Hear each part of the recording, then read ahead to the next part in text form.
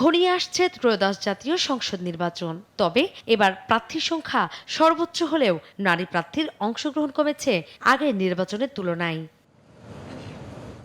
নির্বাচন কমিশনের তথ্য বলছে, এবার ভোটের মাঠে টিকে আছেন একজন তৃতীয় লিঙ্গ সহ ৭৭ জন নারী প্রার্থী, যেখানে দ্বাদশ জাতীয় সংসদ নির্বাচনে এই সংখ্যা ছিল ৯৪ জন।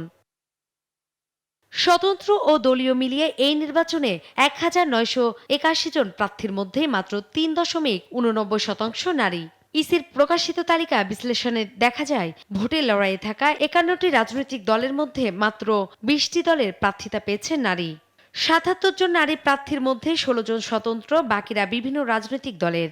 দল ভিত্তিক হিসেবে সবচেয়ে বেশি ১০ জন করে নারী প্রার্থী দিয়েছেন বিএনপি ও বাংলাদেশের সমাজতান্ত্রিক দল মার্ক্সবাদী।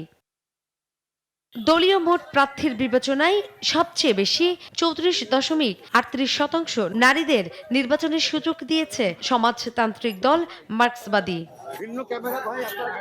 নির্বাচন বিশ্লেষকরা জানান, নির্বাচনী প্রার্থিতায় নারী পুরুষের এমন বৈষম্য চরম হতাশাজনক। দলগুলো নারী ক্ষমতায়নের বুলি আওড়ালেও বাস্তবে নেই তার কোনো প্রতিফলন। নারী প্রতিনিধিত্বের ব্যাপারে আমাদের রাজনৈতিক দলগুলো অঙ্গীকার করেছে, যারা ৫% আসলে তারা নারী মনোনয়ন দেবে, এবং কোনো দলই এটা পূরণ করেনি, এবং কোনো দল নারী মনোনয়নে দেয়নি। গণপ্রতিনিধিত্ব আদেশ অনুযায়ী রাজনৈতিক দলগুলোর সর্বস্তরের কমিটিতে রয়েছে ৩৩% নারী সদস্য রাখার বাধ্যবাধকতা। পাশাপাশি সংসদে সরাসরি নারী নির্বাচনের দাবিও রয়েছে নির্বাচন বিশেষজ্ঞদের।